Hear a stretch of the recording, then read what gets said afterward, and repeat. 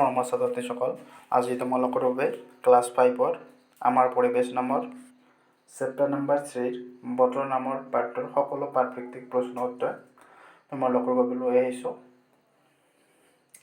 ছাত্ৰ-ছাত্ৰীসকল ভিডিঅ'টো লাষ্টলৈকে চাই থাকিব। আজিৰ প্ৰথম কুৱেশ্যনটো হৈছে বতৰ বুলিলে কি বুজা? ইয়াৰ উত্তৰ হ'ব বিভিন্ন সময়ত বায়ুমণ্ডলৰ অৱস্থাৰ সাল সলনি হয়। বায়ুমণ্ডলৰ একোটা বিশেষ সময় একোটা বিশেষ পৰিস্থিতিক সেই সময়ৰ বতৰ বোলে, যেনে ফৰকাল বতৰ, ডাৱৰীয়া বতৰ ইত্যাদি। বতৰ কাক বোলে? বিভিন্ন সময়ত বায়ুমণ্ডলৰ অৱস্থাৰ সাল সলনি হয়। বায়ুমণ্ডলৰ একেটা বিশেষ সময় একোটা বিশেষ পৰিস্থিতিক সেই সময়ক বতৰ বোলে। দ্বিতীয় নম্বৰ কুৱেশ্যনটো হৈছে ঋতু কেইটা আৰু কি কি? ইয়াৰ উত্তৰ হৈছে ঋতু 6টা। ঋতু হ'ল 6টা। সেইকেইটা হ'ল গ্ৰীষ্ম, বৰ্ষা, শৰৎ, হেমন্ত, শীত আৰু বসন্ত। ছাত্ৰ-ছাত্ৰীসকল ঋতু হ'ল 6টা: গ্ৰীষ্ম, বৰ্ষা, শৰৎ, হেমন্ত, শীত আৰু বসন্ত। তৃতীয় কুৱেশ্যনটো হৈছে বতৰৰ আগজাননী মানে কি? ইয়াৰ উত্তৰ হ'ব বতৰৰ বিষয়ে আগতীয়াকৈ দিয়া জাননীক বতৰৰ আগজাননী বা বতৰৰ আগলি বতৰা বোলে। বতৰৰ বিষয়ে আগতীয়াকৈ দিয়া জাননীকে বতৰৰ আগজাননী বুলি কোৱা হয়। চতুৰ্থ কুৱেশ্যনটো হৈছে বতৰৰ তথ্যপাতি দিয়া তিনিবিধ সঁজুলিৰ নাম লিখা। বতৰৰ তথ্যপাতি দিয়া তিনিবিধ সঁজুলি হ'ল থাৰ্মোমিটাৰ, হাইগ্ৰমিটাৰ আৰু ৰেইন গজ।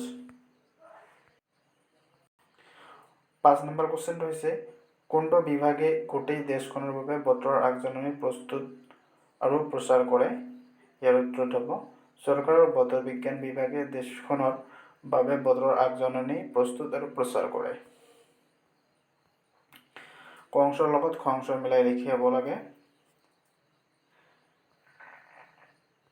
বায়ুৰ উষ্ণতা থাৰ্মোমিটাৰেৰে জোখা হয়।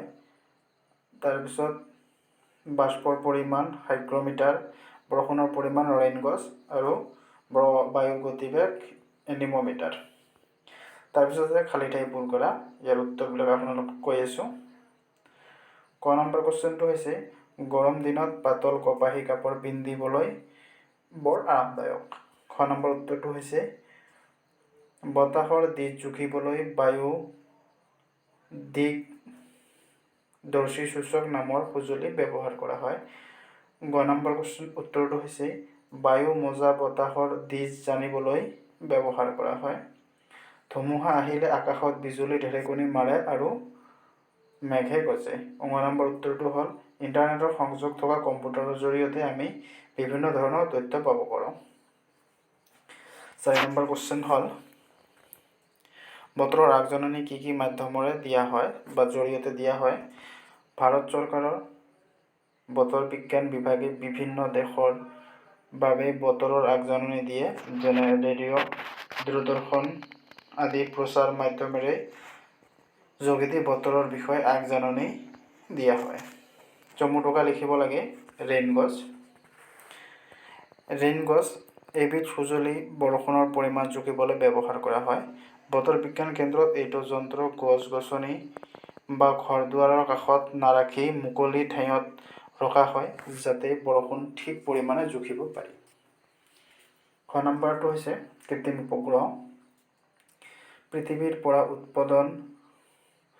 উৎক্ষেপণ কৰা জীৱৰ পদাৰ্থ গোটেই কোনো ইন্ধন ব্যৱহাৰ নকৰাকৈ নিৰ্দিষ্ট কক্ষপথত পৃথিৱীক প্ৰদক্ষিণ কৰি আছে, সেইবোৰক কৃত্ৰিম উপগ্ৰহ বোলে।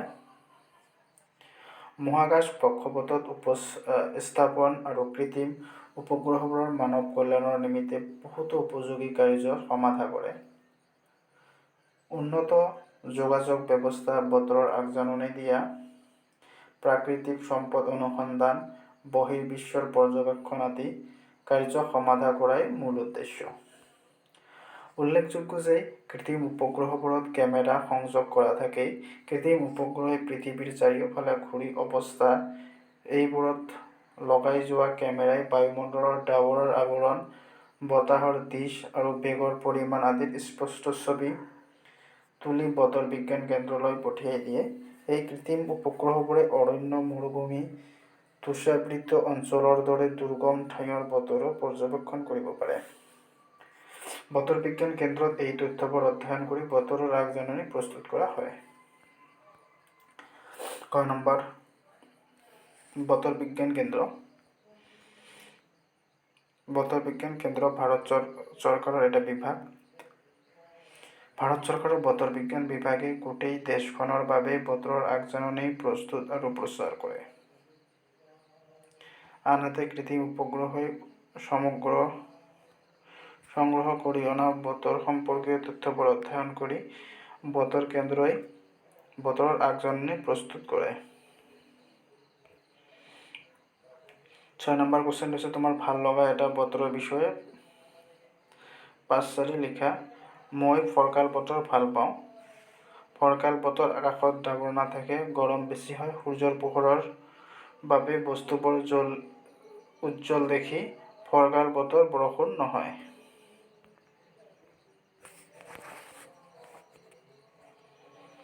7 নম্বৰ কুৱেশ্যনটো হৈছে বতৰ অনুযায়ী আমাৰ সাজপাৰ কেনেধৰণৰ হ'ব লাগে লিখা। বতৰৰ লগত মিলাই সাজপাৰ পৰিধান কৰিব লাগে। গৰম দিনত পাতল কপাহী পৰিধান কৰিব লাগে। তেনে কাপোৰ আৰামদায়ক। কৃত্ৰিম সূতাৰে তৈয়াৰ কৰা কাপোৰ গৰম দিনত পিন্ধিব নালাগে।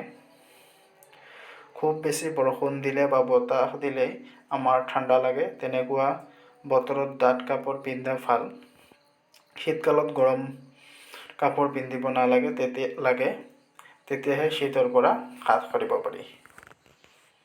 8 নম্বৰ কুৱেশ্যনটো হৈছে শীতকালত পাত সৰি পৰা 3বিধ উদ্ভিদৰ নাম। শীতকালত শাল, চেগুন, কঁঠাল আদি উদ্ভিদৰ গছৰ পৰা পাত সৰি পৰে। 9 নম্বৰ কুৱেশ্যনটো হৈছে কি কামত বতৰৰ আগজাননীয়ে সহায় কৰে। বতৰৰ আগজাননীয়ে জাহাজৰ নাবিক, সাগৰৰ মাছ ধৰা মাছমৰীয়া, বিমান চালক, পৰ্বত আৰোহণকাৰীক বিশেষভাৱে সহায় কৰে। তদুপৰি বতৰৰ আগজাননীয়ে খেতিয়কসকলকো বিশেষভাৱে সহায় কৰে। বতৰৰ আগজাননীয়ে সম্ভাৱ্য প্ৰাকৃতিক দুৰ্যোগৰ পৰা পৰীক্ষামূলক ব্যৱস্থা লোৱাটো সহায় কৰিব পাৰে। 10 নম্বৰ কুৱেশ্যনটো হৈছে বতৰৰ উপাদানকেইটাৰ নাম কি? বায়ুমণ্ডল, উষ্ণতা, বতাহৰ দিশ আৰু বেগ, বৰষুণৰ পৰিমাণ, মেঘৰ উপস্থিতি, বায়ুৰ জলীয় বাষ্প আদি হ'ল বতৰৰ উপাদান। 11 নম্বৰ কুৱেশ্যনটো হৈছে মেঘালয়ৰ চেৰাপুঞ্জী আৰু মৌচিনৰামৰ বৰষুণৰ পৰিমাণ কিয় কমি আহিছে? ইয়াৰ উত্তৰ হ'ব মানুহৰ প্ৰাকৃতিক বিৰোধী কাৰ্যৰ ফলত মেঘালয়ৰ চেৰাপুঞ্জী আৰু মৌচিনৰাম বৰষুণৰ পৰিমাণ কমিছে। বিশেষকৈ সেই অঞ্চলৰ মানুহে প্ৰয়োজনতকৈ অধিক পৰিমাণে গছ-গছনি কটাৰ ফলত আগৰ তুলনাত বৰষুণৰ পৰিমাণ চেৰাপুঞ্জী আৰু মৌচিনৰামৰ অঞ্চলত কমি গৈছে।